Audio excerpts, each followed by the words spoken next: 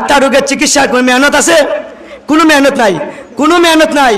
দুস্তার বুজুর্গ, আমি অহংকার নিয়ে চলতেছি, হিংসা নিয়ে চলতেছি, কৃপণতা নিয়ে চলতেছি, লোভ লালসা নিয়ে চলতেছি, কিন্তু এই চিকিৎসা করার জন্য আমার একটু চিন্তা আসে না, আমার একটু ফিকির আসে না।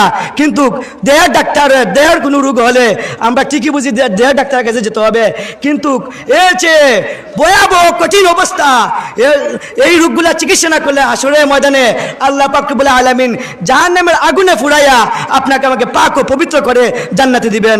আল্লাহ পাক রব্বুল আলামিন বলেন, ইয়াউমা লা ইয়ানফাউ মালু ওয়ালা বানুন ইল্লা মান আতাল্লাহা বিকলবিন সালিম। হাসরের ময়দানে কোনো কিছুই কাজে আসবে না, একমাত্র কি আছিস ভাই? পরিশুদ্ধ আত্মা, বিকালবিন সালিম, পবিত্র আত্মা, পরিশুদ্ধ আত্মা। হ্যাঁ, এই জন্য বেশি বেশি করে আল্লাহ ওয়ালাদের সুহবতে যেতে হবে, আল্লাহ ওয়ালাদের খানকাতে যেতে হবে। ও ভাই দুস্থ বুজুর্গ, আপনারা একটু মন দিয়ে শুনেন, দেহের রোগ হলে আমরা কার কাছে যাই? দেহের ডাক্তারের কাছে যাই।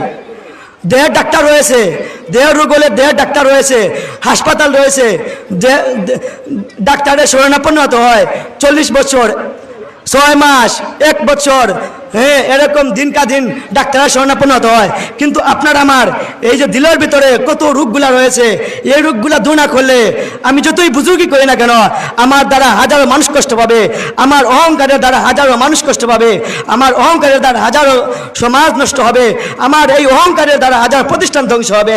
এই জন্য দিলের পিছনে মেহনত করা জরুরি না? জরুরি না? দেহের রোগ হলে দেহের ডাক্তার রয়েছেন, এটা আমরা ঠিকই বুঝি, কিন্তু আমাদের আত্মার রোগের চিকিৎসার জন্য কারা রয়েছেন?